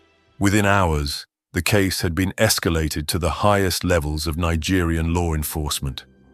Agent Kowalski at the FBI received a call from her Nigerian counterparts on August 13th. An informant had come forward with information about an American woman who had been murdered in Lagos the previous month. The description matched Rebecca Chen. Agent Kowalski immediately contacted Jennifer and Sarah, but she warned them not to get their hopes up. They needed to verify the information before knowing for certain what had happened. At 5 in the morning on August 13th, a joint task force of Nigerian police and federal investigators raided the compound at 47 Ogolonto Road. They brought forensic teams, cadaver dogs, and excavation equipment. The 2 women who had been paid to guard Rebecca were arrested immediately. The 6 pit bulls in the kennels were seized as evidence, and in a storage room in the back of the house, they found Rebecca's suitcases, still packed with her clothes. They found her purse with her passport and wallet inside. Following Emeka's map, investigators began excavating the area where he said the remains had been buried. They found bones. Human bones, scattered and partially buried, exactly where Emeka said they would be. The bones were carefully collected and documented. There wasn't much remaining. The dogs had done their work too well. But what was, there was enough for forensic analysis. At the same time, the compound was being searched. Other teams were executing arrest warrants. At 23 Ajose Street in Surulere, Chukwudi Okonkwo was arrested in his apartment. He was still in bed when the police broke down his door. They seized his computers, his phones, and boxes of documents related to his operations. Chukwudi tried to claim he didn't know what they were talking about, but the evidence was overwhelming. At 156 Ikorodu Road, Oluwaseun Adebayo was arrested as he was leaving his apartment. He tried to run, but was tackled by officers. Unlike Chukwudi, who maintained a facade of innocence, Seun said nothing at all. He just glared at the officers and demanded a lawyer. The arrests made international headlines. American woman murdered in Nigeria, romance scam, the news screamed. The case dominated the news cycle for weeks. Details about Rebecca's life, her dreams, her desperation for love, all of it became public. Photos of her smiling face were shown next to photos of Chukwudi Okonkwo being led away in handcuffs. The forensic analysis took 2 weeks. The remains found at the compound were sent to Lagos University Teaching Hospital, where they were examined by pathologists and forensic anthropologists. DNA was extracted from the bone fragments. The FBI provided a DNA sample from Jennifer Chen for comparison purposes. On August 28th, the results came back. The remains were definitively identified as Rebecca Chen. Agent Kowalski had to make the phone call she had been dreading. She called Jennifer Chen and confirmed what everyone had already feared was true. Rebecca was dead. She had been murdered shortly after arriving in Nigeria. Her body had been fed to dogs. The details were too horrible to share in their entirety, but Jennifer needed to know the basic facts. Jennifer collapsed when she heard the news. Even though she had known, somewhere deep down, that this was probably how it would end, having it confirmed was devastating. Her little sister was gone. The sister who had annoyed her and worried her and been a constant source of frustration was dead, murdered in the cruelest way imaginable. And Jennifer would never have the chance to tell her she was sorry for their last fight. Sorry for not being a better sister. Sorry for not somehow stopping this from happening. Sarah Martinez got the news from Jennifer and broke down completely. Her best friend since high school was gone. The woman who had stood by her through her own struggles, who had been there for her through thick and thin, had died alone and terrified half a world away. And Sarah hadn't been able to protect her. She had tried to warn Rebecca, but not hard enough. She should have done more, said more, been more forceful in her concerns. Both women would carry this guilt for the rest of their lives, even though neither of them had done anything wrong. Rebecca had made her own choices. She had ignored the warnings, dismissed the concerns, and walked willingly into a trap. But survivors always blame themselves, always wonder if there was something more they could have done. The investigation into Chukwudi Okonkwo's operation revealed horrors beyond just Rebecca's murder. Police seized his computers and found evidence of over 200 active romance scams targeting women around the world. They found scripts that his workers used for conversations, templates for fake documents, tutorials on photo editing and voice manipulation. They found financial records showing that the operation had stolen over $3 million over the course of 8 years. They identified at least 137 confirmed victims from 17 different countries. Women had lost anywhere from a few $1,000s to over $100,000. Lives had been ruined by Chukwudi's schemes. Retirement savings had been drained. Some women had been driven to bankruptcy. One woman in Australia had attempted suicide after losing everything to a fake profile Chukwudi had created. But Rebecca was the only one who had died. She was the only one who had actually traveled to Nigeria, and that made her case unique in its horror. Chukwudi, Seun, and Emeka were charged with murder, among other crimes. The trial was held in Federal High Court in Lagos State, presided over by Honorable Justice Olabisi Akinlade. The Lagos State Director of Public Prosecutions personally handled the case, understanding the international implications and the need for justice to be done publicly and thoroughly. The trial began in November 2023 and lasted 3 months. It was covered extensively by both Nigerian and international media. Every detail of Rebecca's last days was laid out in excruciating detail. The prosecution presented the messages between Rebecca and the fake Emmanuel profile. They presented evidence of the money transfers. They presented Emeka's testimony, his confession, his description of what had happened to Rebecca. Emeka testified that he had witnessed the murder, that he had helped dispose of the body, but that he had tried to talk Chukwudi out of killing Rebecca. He wept on the witness stand, describing how Rebecca had begged for her life. The courtroom was silent except for his voice and the sound of people crying in the gallery.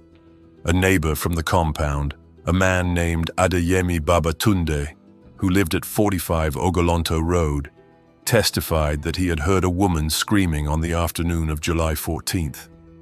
He had assumed it was a domestic dispute and hadn't wanted to get involved. When he saw the news about the American woman, he realized what he had heard and reported it to police. His testimony helped establish the timeline of the murder. Computer forensics experts testified about the scope of Chukwudi's operation, showing how he had systematically targeted vulnerable women using sophisticated psychological manipulation. They showed the fake documents he had created, the edited photos, the elaborate web of lies he had maintained for years. Blessing Okoro, Emeka's girlfriend, testified that Emeka had confessed everything to her and that she had convinced him to go to the police. Her testimony corroborated Emeka's version of events and demonstrated that he had shown remorse for his actions. The prosecution's case was overwhelming. The defense tried to argue that Rebecca's death had been an accident, that there had been a confrontation and things had gotten out of hand. They tried to paint Chukwudi as a small-time fraudster who had panicked when confronted with an unexpected situation. But the evidence told a different story. This wasn't a panic reaction. It was premeditated murder. The recording of the conversation where they discussed killing Rebecca, found on Emeka's phone, proved that. Seun's lawyer tried a different approach. He argued that Seun had followed Chukwudi's orders and shouldn't face the same charges as the mastermind. But the prosecution demonstrated that Seun had been the one who actually killed Rebecca, that he had done so willingly and without hesitation. He was as guilty as Chukwudi, they argued, perhaps even more so.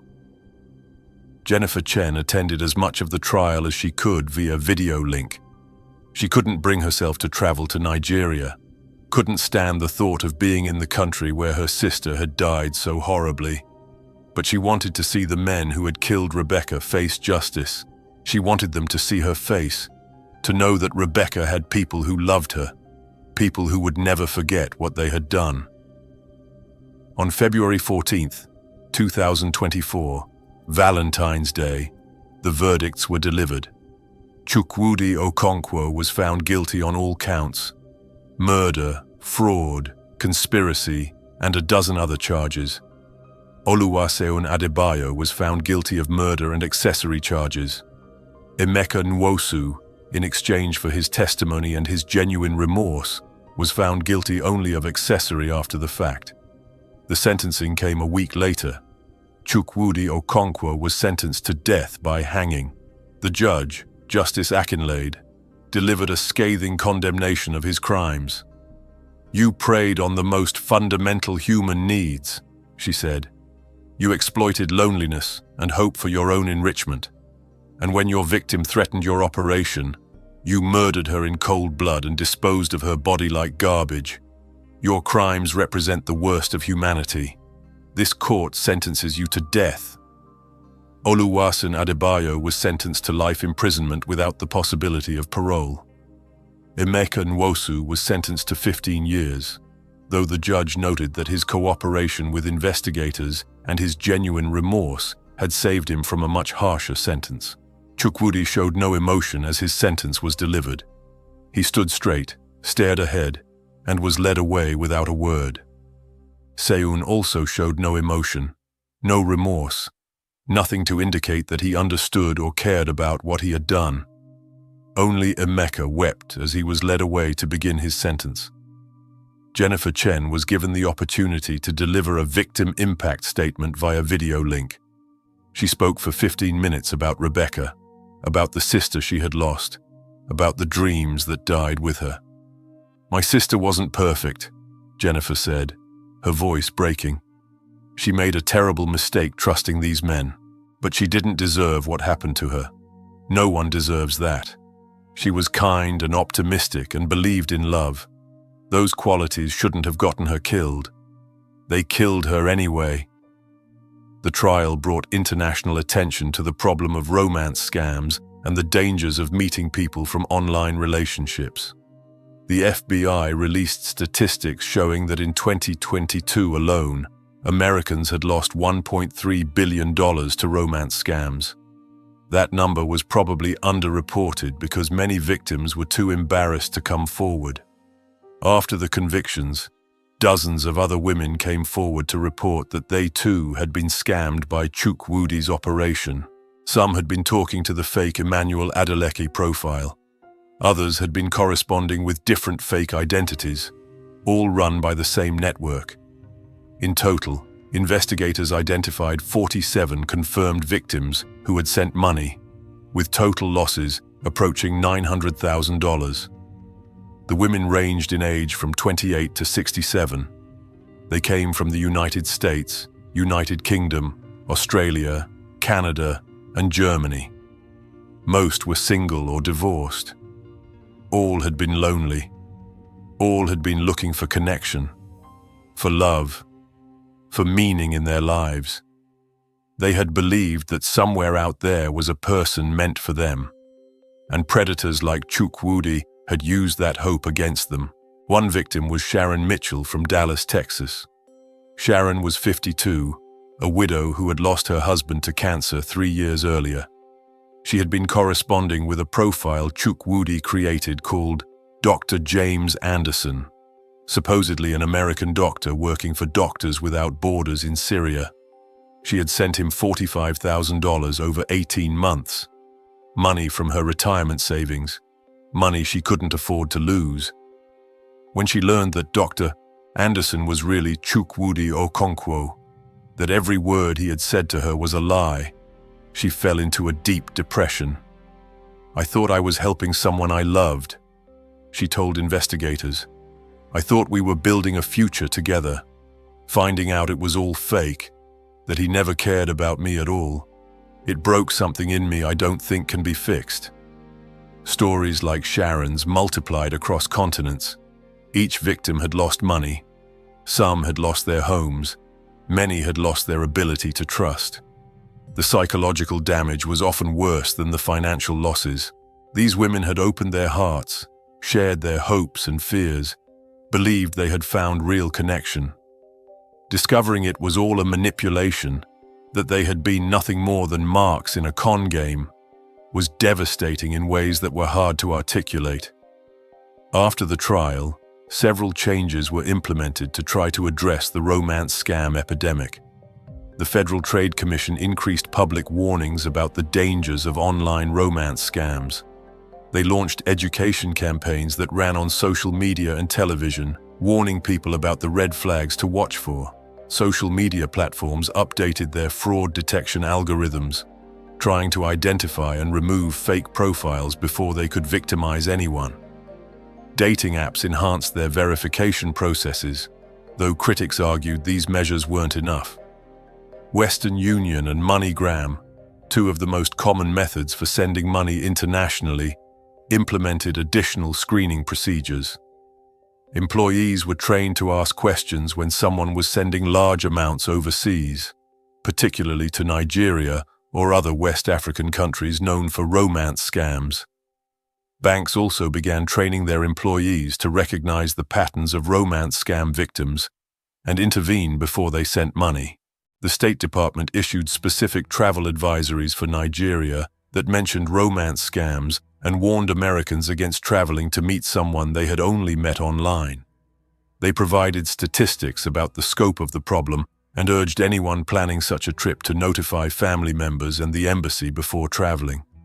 But all of these measures came too late for Rebecca Chen and the hundreds of other victims who had already lost everything. The system had failed to protect them. The warnings had existed, but they hadn't been strong enough or widespread enough. And predators like Chukwudi continued to operate because the rewards were high and the risks, until recently, had been low. Jennifer Chen decided that Rebecca's death couldn't be meaningless. She established the Rebecca Chen Foundation in early 2024, dedicating it to educating people about romance scams and providing support for victims. The foundation's office was in Houston at 5612 Westheimer Road, Suite 200. Jennifer quit her pharmaceutical sales job to run the foundation full-time. The foundation's mission was threefold. First, education. They developed programs for schools, community centers, and senior centers, teaching people how to recognize romance scams and protect themselves. They created materials explaining the psychological tactics scammers used, making people aware of how sophisticated these operations were. Second, support. The foundation provided counseling services for scam victims, helping them process both the financial losses and the emotional trauma. They connected victims with legal resources, financial planners, and support groups where they could talk to others who had been through similar experiences. Third, advocacy. The foundation lobbied for stronger laws against international fraud, better cooperation between American and foreign law enforcement, and enhanced protections for potential victims. They worked with social media companies to improve their detection and removal of fake profiles. Sarah Martinez joined the foundation as a board member, taking a leave of absence from her teaching job to help get it off the ground. She felt that working to prevent others from suffering Rebecca's fate was the only way she could make sense of the loss. Together, Jennifer and Sarah became advocates for romance scam awareness, speaking at conferences, giving interviews, and telling Rebecca's story as a warning. They established an annual scholarship at the Austin High School Rebecca had attended. The Rebecca Chen Memorial Scholarship was awarded each year to a student planning to study psychology or criminal justice, fields that could help combat the exploitation Rebecca had experienced. Morning Brew Coffee in Austin created its own tribute. They installed a plaque at the table where Rebecca used to take her breaks, the spot where she had first accepted Emmanuel's friend request. The plaque read, "In memory of Rebecca Chen, 1989 to 2023. She believed in love and deserved better. May her story protect others."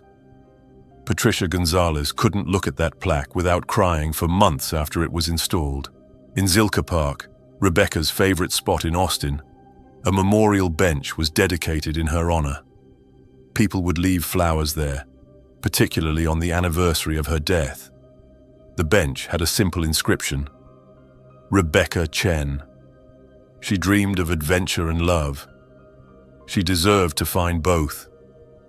Documentary filmmakers approached Jennifer about making a film about Rebecca's case. After careful consideration, Jennifer agreed, believing that telling Rebecca's story to the widest possible audience was the best way to honor her memory. The documentary premiered at the South by Southwest Film Festival in 2024 and was later picked up by a major streaming service. It was called The Perfect Mark and focused not just on Rebecca's case, but on the broader phenomenon of romance scams and how they exploited human vulnerabilities.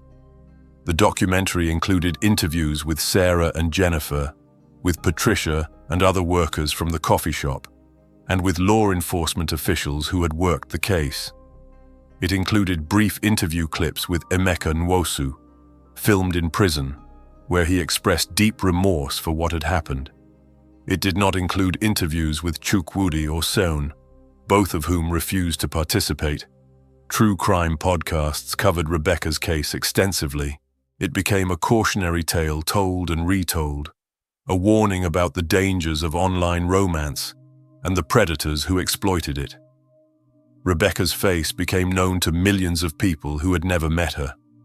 Her story was discussed in classrooms, in therapy sessions, in families having difficult conversations about online safety. The human cost of romance scams became impossible to ignore. Rebecca was the most dramatic example because she had actually died, but she wasn't alone in suffering terrible consequences. Other victims lost their life savings and faced bankruptcy. Some lost their homes. Relationships with family members were destroyed when victims chose to believe the scammer over their loved ones' warnings. Several victims, like Sharon Mitchell, fell into severe depression. At least 3 documented cases ended in suicide attempts when victims realized they had been scammed. The psychological profile of why intelligent people fell for these scams became a subject of academic study. Researchers found that vulnerability had little to do with intelligence. Smart, successful people could be just as susceptible as anyone else. The key factors were emotional state, social isolation, and a specific set of needs that the scammer identified and exploited. Loneliness made people vulnerable. The epidemic of loneliness in modern society, particularly in America where traditional community structures had broken down, created a population of people desperate for connection. They weren't looking for something unrealistic. They just wanted someone to care about them, to ask about their day, to make them feel valued. When someone seemed to offer exactly that, it was hard to question it. The need for meaning made people vulnerable. Many victims were in transitional phases of their lives. Divorced, retired, children grown and gone. They felt purposeless and were looking for a new chapter, a new reason to get up in the morning. A romance that promised adventure and change was deeply appealing to someone who felt stuck in a rut, and shame kept victims from seeking help. Even when warning signs appeared, victims were reluctant to admit to friends or family that they might be wrong. They had often already defended the relationship against skepticism, and admitting they had been scammed meant admitting they had been foolish. It meant facing judgment. Many victims continued sending money long after they had doubts because they couldn't bear the idea that it was all fake. Rebecca's case highlighted all of these factors. She was lonely, having lost her parents and drifted apart from her sister. She was in a transitional phase, stuck in a job with no prospects for advancement. And once she had committed to Emmanuel, once she had told everyone about him and received their skepticism, she couldn't back out without admitting she had been wrong. So she kept going deeper, selling everything, quitting her job, ignoring every warning sign because the alternative was facing the fact that the best thing in her life was a lie. As of 2024, Chukwudi Okonkwo remained in prison awaiting the execution of his death sentence. Nigeria's appeals process could take 10 or more years, and capital punishment was rarely carried out even when sentences were upheld. He would likely die of natural causes in prison long before the state executed him. But he would die in prison, and that was some measure of justice. Oluwaseun Adebayo was imprisoned at Kirikiri Maximum Security Prison in Lagos, one of Nigeria's most notorious facilities. He showed no remorse, no understanding of why what he had done was wrong. To him, Rebecca had been a problem, and he had solved it. That was all. Emeka Nwosu, by contrast, became an advocate for scam prevention from prison. He gave interviews about how romance scams worked, speaking openly about his own involvement and expressing genuine remorse. He warned young men against getting involved in fraud, describing the guilt and trauma that came from hurting innocent people. Some victims found his efforts meaningful, appreciating that at least one person involved had a conscience. Others felt it was too little too late, and that he was only sorry he got caught. The compound at 47 Ogolonto Road was demolished by the Nigerian government after the trial. The property was seized as evidence and eventually sold, with the proceeds going to a victims' compensation fund. The shallow grave where Rebecca's remains had been buried was excavated completely, every inch of soil sifted through to ensure no evidence remained. The dogs that had consumed her body were eventually euthanized, though there was debate about whether they bore any responsibility for what they had been used for. The International Task Force continued investigating Chukwudi's network, trying to identify all his victims and potential accomplices. Recovered hard drives revealed over 200 potential victims, though many were deceased for unrelated reasons or simply could not be located. Some victims refused to come forward even after being identified, too ashamed to admit publicly that they had been scammed. Bank accounts traced through the investigation revealed connections to fraud networks in 5 different countries. Money laundering charges were filed against 12 additional suspects who had helped Chukwudi move and hide the money he stole. The FBI estimated that Chukwudi's complete network, including all his accomplices and connected operations, had stolen over $3 million across 8 years. The lessons learned from Rebecca's case were simple but vital. No amount of online communication could truly verify someone's identity or intentions. Never send money to someone you haven't met in person. Real love doesn't require financial sacrifice up front, especially not before you've met face to face. If something seems too good to be true, it probably is. Trust your instincts when something feels wrong. Listen to friends and family when they express concerns. They often see things you're too invested to notice. Research and verify independently. If someone claims to be wealthy, successful, or connected, there should be verifiable evidence. A truly wealthy person will have a digital footprint that includes more than just social media. Do reverse image searches on photos. Ask to video chat at random times, not scheduled calls that can be staged. Ask questions that require specific, verifiable knowledge. Anyone can be vulnerable, regardless of intelligence, education, or life experience. Scammers are professionals who have studied psychology and manipulation. They know how to identify vulnerabilities and exploit them. Being scammed doesn't mean you're stupid. It means you were human and wanted connection, and someone used that against you. But the most important lesson, the one that couldn't be emphasized enough, was that people needed to maintain skepticism even while remaining open to genuine connection. The balance was delicate. Too much skepticism meant missing real opportunities for love and friendship. Too little meant becoming vulnerable to predators. The goal was to be open but cautious, hopeful but realistic. Jennifer Chen's final message, the one she ended every speaking engagement with, captured this balance perfectly. Don't let my sister's hope become your downfall. Rebecca believed in love. She believed people were fundamentally good. Those were beautiful qualities that made her the wonderful person she was. But those qualities also made her vulnerable. Be hopeful, but verify. Be open, but cautious. Be loving, but protective of yourself. Rebecca would want her story to help others find real love safely, not to make people afraid to love at all. Every potential victim who recognized the warning signs and walked away from a scam was Rebecca's legacy. Every woman who demanded to meet in person before sending money was continuing Rebecca's story with a different ending. Every person who listened to their loved one's concerns instead of dismissing them was honoring Rebecca's memory. The ongoing fight against romance scammers continued worldwide. New scams emerged as fast as old ones were shut down. Technology evolved, making fake identities more convincing. Artificial intelligence allowed scammers to create realistic fake videos and voice calls. The battle was never-ending. But awareness grew.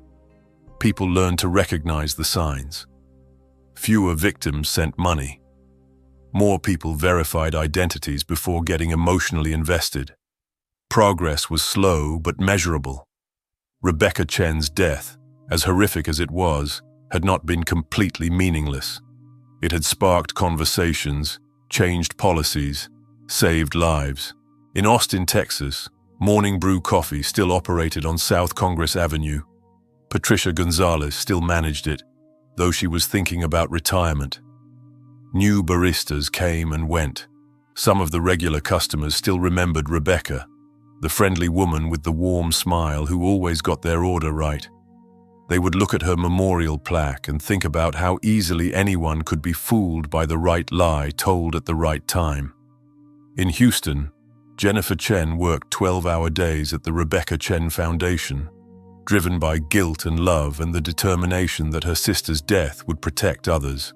She had given up her successful sales career, her comfortable life, to dedicate herself to this mission. Some days it felt like enough. Most days it didn't. But she kept going because stopping meant accepting that Rebecca had died for nothing. Sarah Martinez returned to teaching after her leave of absence, but she remained active with the foundation. She developed curriculum for teaching students about online safety and the psychological tactics used by scammers. She told Rebecca's story to every class, hoping that at least one student would remember it someday when they needed it. And somewhere in Nigeria, in one of the many internet cafes and shared apartments where young men gathered to run scams, someone was creating a new fake profile. They were choosing photos from a random Instagram account. They were crafting a biography designed to attract lonely women. They were preparing to send friend requests to thousands of people, hoping to find their next victim. The cycle continued. It always would, as long as there were lonely people looking for connection and predators willing to exploit that loneliness. But because of Rebecca Chen, because of the horror of what had happened to her, some people would be more careful. Some people would ask more questions. Some people would recognize the warning signs in time. Rebecca Chen had flown to Nigeria, chasing a dream of love and adventure. She had wanted to escape the small life she had in Austin, to find purpose and meaning and connection. She had deserved all of those things. She had deserved to find real love, to travel the world, to build the life she dreamed of. Instead, she found only horror and death at the hands of men who saw her as nothing more than a means to profit. Her body was gone, consumed and buried and scattered. Her possessions had been burned or thrown away. Her apartment in Austin had long since been rented to someone else. The coffee shop had hired a new barista. The physical traces of Rebecca Chen's existence had largely vanished, but her story remained. It was told in courtrooms and conferences. It was taught in classrooms and support groups. It was shared between friends and family members. It was a warning, a memorial, a testament to both the best and worst of human nature. Rebecca's hope and optimism, her belief in love, represented everything good about the human spirit. Chukwudi's calculated cruelty represented everything evil. In the end, Rebecca Chen mattered. She hadn't just been a statistic, another victim of a romance scam. She had been a person. She had laughed with customers at the coffee shop. She had cried over sad movies. She had dreamed of seeing the Eiffel Tower. She had loved her friends and been loved in return. She had believed, right up until the end, that somewhere out there was someone who would value her the way she deserved to be valued. She had been wrong about Emmanuel Adelek, but she hadn't been wrong about the world. Real love existed. Real connection was possible. Real adventures waited for people brave enough to pursue them. Rebecca had just had the terrible misfortune of encountering evil disguised as everything she wanted. Her death changed the world in small but meaningful ways. Laws were strengthened. Awareness increased. Lives were saved. It wasn't enough, would never be enough to justify what happened to her. But it was something. And in the end, that was all anyone could ask for. That their life and death meant something. That they left the world somehow different than they found it. Rebecca Chen had done that. She would have preferred to do it by living, by finding real love, by building the life she dreamed of. But fate had given her a different role. She became a warning, a guardian angel watching over other lonely people and whispering, "Be careful. Verify. Don't be me." Every person who read her story and changed their behavior because of it was keeping Rebecca alive in the way that mattered most. Every victim who was never victimized because they recognized the warning signs was a life Rebecca saved from beyond the grave. Every family that avoided the horror Jennifer and Sarah experienced was a victory Rebecca earned through her suffering. The gold bracelet that Emmanuel had given Rebecca, the one that locked and couldn't be removed, was recovered from the compound. It was returned to Jennifer as one of Rebecca's personal effects. Jennifer kept it in a box in her closet, unable to look at it, but unable to throw it away. It was a reminder of everything Rebecca had hoped for, and everything that hope had cost her. Sometimes, late at night, Jennifer would take out that bracelet and hold it, crying for the sister she had lost. She would think about their last argument, about the harsh words that could never be taken back. She would think about all the times she had judged Rebecca's choices, been impatient with her struggles, failed to see how desperately lonely her sister had been. But mostly, Jennifer thought about how Rebecca had deserved better. She had deserved to find someone who valued her kindness and her optimism. She had deserved to have adventures and build a family and grow old in happiness. She had deserved to be loved, really loved, not manipulated and murdered by men who saw her as nothing more than a source of income. Rebecca Chen had been 34 years old when she died. She had worked at a coffee shop, lived in a small apartment, and dreamed of bigger things. She had been lonely and hopeful and naive and kind. She had made a terrible mistake in trusting the wrong person, and that mistake had cost her everything. But she had also been real, had been human, had been worthy of love and dignity and life. And in telling her story, in sharing the warning she had purchased with her life, the people who loved her ensured that Rebecca Chen would never truly die. She would live on as long as there were people who heard her story and chose to be more careful because of it. That was her legacy. Not the horror of her death, but the lives she saved through it. Not the cruelty of what happened to her, but the awareness and compassion and caution her story inspired in others. Rebecca Chen had wanted to matter, to make a difference, to have a life that meant something. In the end, against all odds and despite the worst that humanity could do, she had achieved exactly that.